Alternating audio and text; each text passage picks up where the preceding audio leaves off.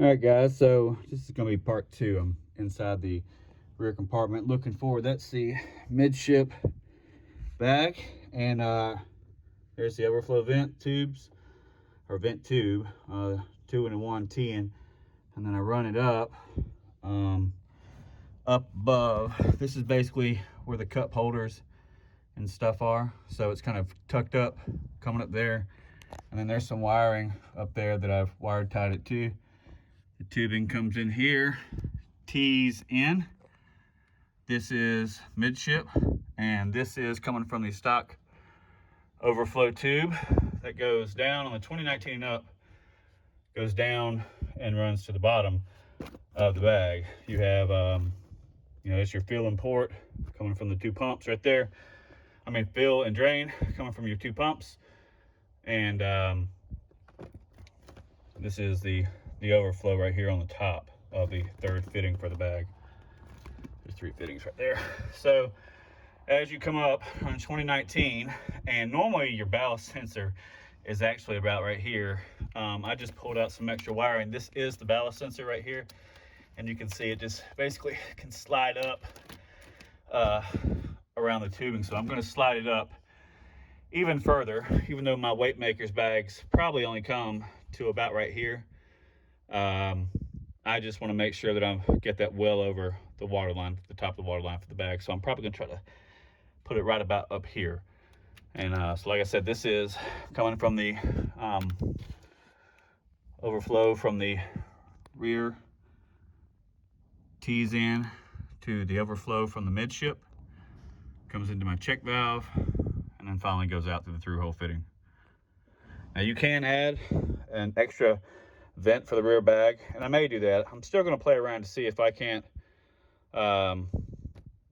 see how far I can take this with just the midship venting, but I'm probably going to add another vent to the top of the rear bag and then come up and tee in to the overflow again. That way basically still does the waterfall effect.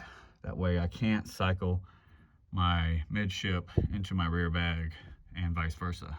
So all right, this is the port side. I'll show you what the other side looks like. All right, so I've slid my ballast sensor all the way up. It's literally like up in this pocket up here. So I know that my bags only fill to about probably right here, because I can still able to fit my my fenders here, my big round fenders, XL fenders. So my bag probably only fills to here. This is the 1200 bell. If you had the 1345, it fills almost to the top of here. So you'll want to possibly slide that sensor up even higher, but I think that's good for now. We'll see how it does. I didn't get any fault strips last time, so we'll see how it does. All right, so now I'm over here on the starboard side. You can see that's the midship bag right there, and the overflows, they go up under the cup holder, just pretty much how I did the other side. Here's the evap canister. You can see the tubing kind of comes up under the cup holders. I've got it tied into some of the evap tubing, wire ties again to keep it nice and tight. I found that there's a panel that's missing right here. Actually, it's right here. But remove this because it gives you a lot more room to work with. These are your fuel lines, obviously. And so I did not trim any of these, just because if you notice on all these, they don't really trim wire ties on fuel lines, just because you don't want any sharp edges or any, I guess, potential nicking or anything. But yeah, you can see, so this is coming from the rear bag, rear overflow. This tube right here comes down just like on the other side, does the little waterfall effect, comes straight in, goes straight down to the check valve. From the midship bag we come up and then waterfall down in the check valve, finally out the fitting. This is your rear bilge, by the way, so just in case you're curious, but it uses similar type ballast tubing, just smaller. I think it's like 3/4, or maybe that's probably 1/2 inch, maybe a little bit larger, I don't know. But that's your tubing for your bilge pump. So yeah, that is the setup, and it works great. Now I got to put this false panel back in here, kind of tie this all in. All right, guys, so here is the final setup. So again, this is port side, and there is the midship. Hose runs up here, runs up kind of behind the cup holders, attached to some wiring, comes down, tees into the rear overflow that comes down, goes into the check valve out the side of the boat. Same thing on the passenger side. Got plenty of hose flexibility here for the bag as it comes up. It'll tuck in up under there. You can see there's rear bag, midship bags, and essentially you can see I'm running the tubing right up underneath the cup holders on top of the EVAP canister, and then again teeing in to the overflow from the rear, comes over, goes straight down in the check valve, and midship tees into there and goes down the check valve. So I went ahead and so WakeMakers has these kind of fittings. It's kind of similar to the fat sack. Actually, I think it's the same exact fitting to the fat sack, where it was like supposed to be self-venting. Those things never vent. So I took them out of the midship bag in case I ever need to manually vent this thing, or if my pumps are messed up.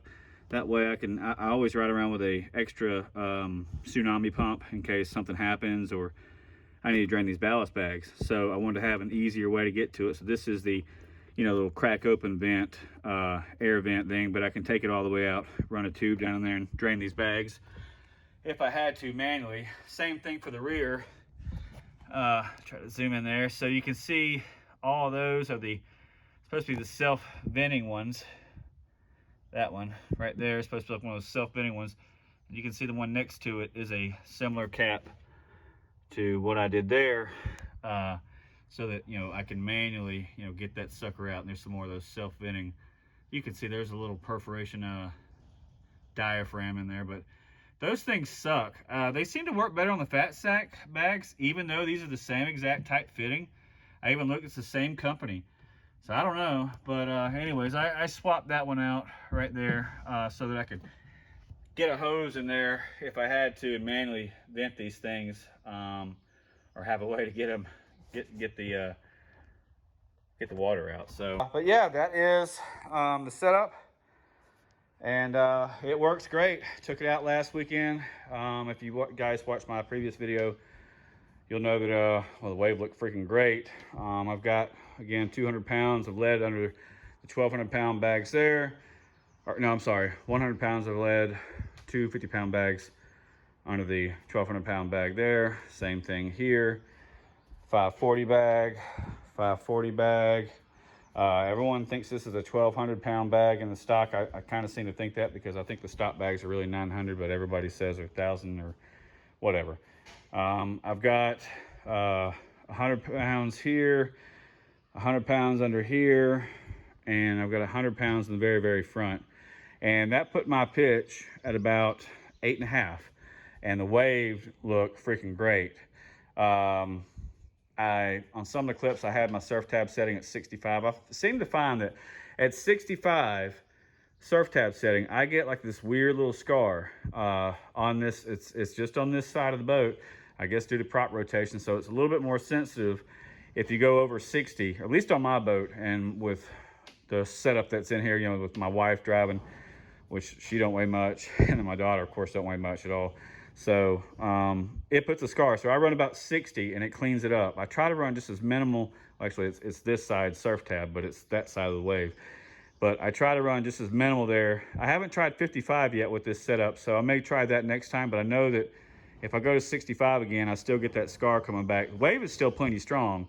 It's just not as clean or nice looking. It's got like a little scar right above the lip, right as the lip goes up, and just doesn't look as pretty. Wave still performs great. It just doesn't look as pretty. So I run 60 here, cleans it up, nice, clean wave, nice lip. And then, so I'm gonna try 55 next time and see what that does. Right now, my roll Now I think that I need to recalibrate my auto wake,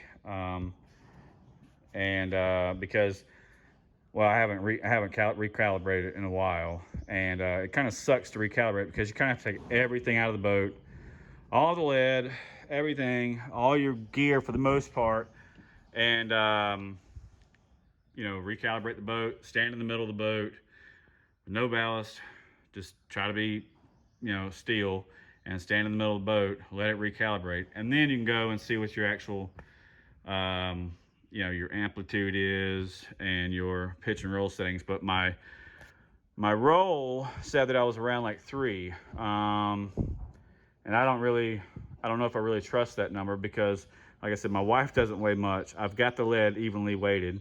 Bags were all full. So in theory, the only lifting that should be happening is from that surf tab on the starboard side, lifting up from my regular side surf wave. So I don't know, so I think I need to recalibrate. So I don't really go by auto wake. I go by what the wave looks and feel, mainly what it feels like when I'm back there. I can feel it, with your feet and, with your power of the board and everything. If you've got, nice push front to rear, you don't want it in just a small spot, because if you get away from that small spot, you just wash out the back of the wave.